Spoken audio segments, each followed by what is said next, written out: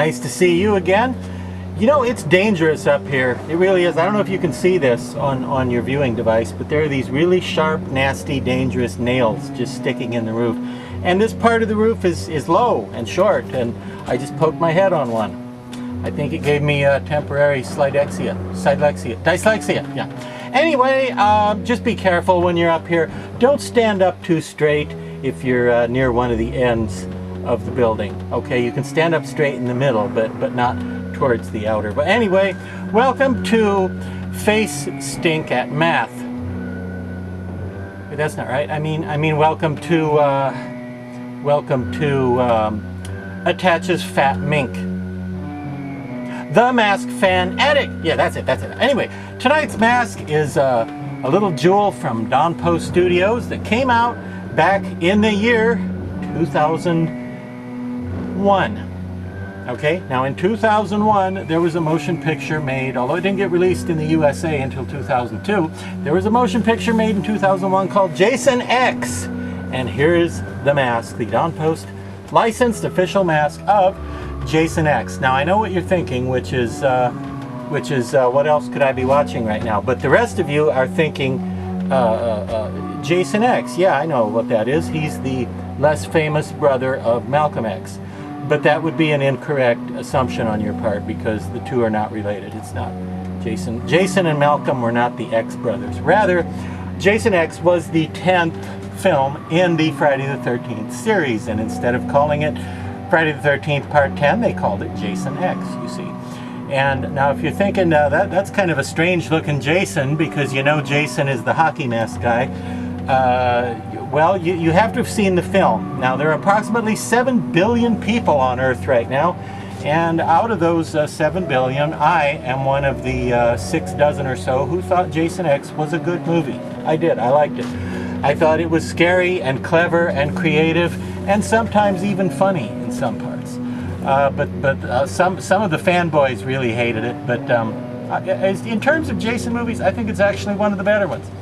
It's kind of silly, but they kept Jason scary, I guess is what I like about it. And they got Kane Hodder back, and he's pretty much my favorite Jason. And I know it could be argued that it doesn't matter who plays Jason because he doesn't talk or have a real personality or anything. But you know, when it's not Kane Hodder, I can tell somehow. He just has a way of carrying himself and holding his body, and he has a certain body language that he gave the character that I think works as far as making Jason appear completely unsympathetic and mean and nasty and etc. But anyway, the mask here from Don Post Studios represents the latter part of the film, because through most of the movie, Jason looks pretty much like people normally think of Jason looking, okay, which is he has a regular hockey mask over his zombie mutant freak head. But see, so through most of the movie he just looks like that type of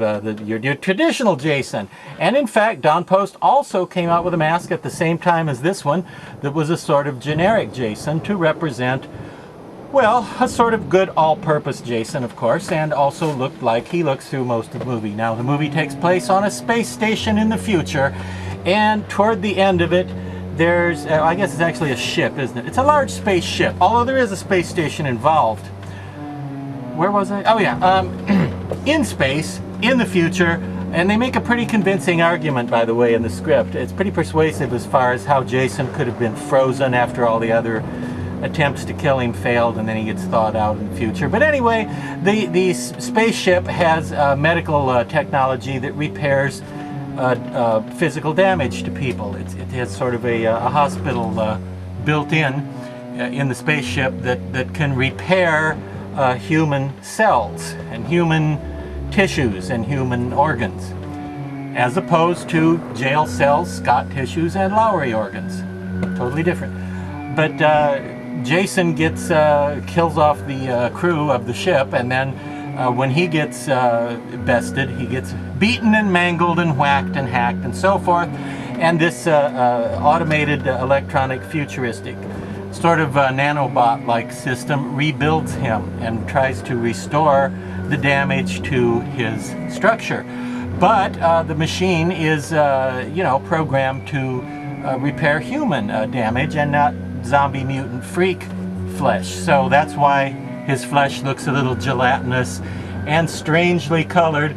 And one would guess the computer also doesn't know what a hockey mask is, and so that's why when it reconstructs his mask, it reconstructs it in this sort of robotic cyborg kind of way. Now, because of the look of it, and because of that part of the story, the mask is often referred to as either Cyber Jason or Uber Jason.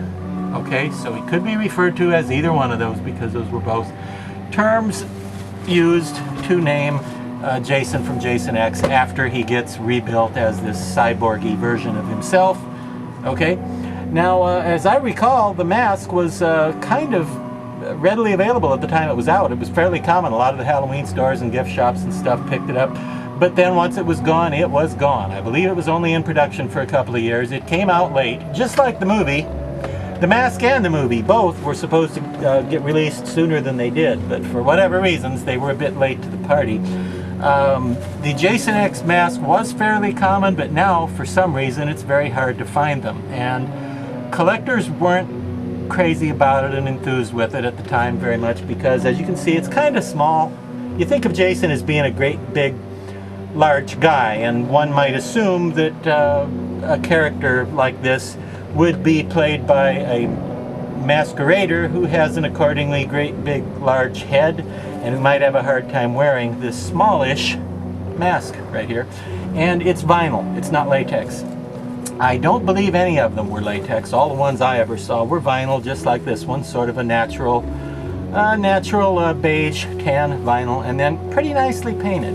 Now the sculpture is pretty good and the paint is pretty good. The only problems I think with this mask were that it's vinyl rather than latex, and some collectors don't like vinyl masks, and it's cast a bit thin. The castings are nothing great, but this sold for around $35, so you really can't complain. Well, you can, but Jason will kill you if you do, so don't complain. He may kill you anyway, he tells me. Yeah, he's thinking about it right now. But kind of a cool mask, I think. It's a Don Post mask of a famous horror character from the movies. So right there it gets a lot of credibility points, I think. And here's a tip for you. If you do find one, it's liable to be crushed and smashed and squished out of shape and flattened. And the vinyl masks tend to stay that way when you take them out of storage if they've been stored in a distorted manner. But some people think, oh, we should throw this mask away, it's shot. But here, in case you didn't know, here's a little trick you can do with a vinyl mask. If you've got a vinyl mask that's smushed out of shape, throw it in a dryer, okay? Hopefully you have a clothes dryer at your house and do your own laundry, because it would look funny if you went down to the laundromat and were sitting there watching a severed head flopping around in the dryer. But make people's lives more interesting if you do it. Maybe you should do it that way. Throw it in the dryer for about 10 minutes, and when you pull it out, it'll be hot, obviously, but it will generally have relaxed back into its intended shape, and then you can stuff it with papers or whatever you like. As I mentioned before, don't display vinyl masks on styrofoam wig heads, because the styrofoam will kind of melt to the vinyl. So you don't want to do that unless you've got a piece of fabric or plastic or something in between there. Just make sure the styrofoam doesn't come into contact with the inside of the vinyl mask. So Jason X, I like it. It's not a high dollar beautiful thing, but it's still pretty cool little mask, I think. And again, I like the movie, so I recommend it. Get yourself a Don Post Jason X if you can find it on Evil Bay or someplace like that.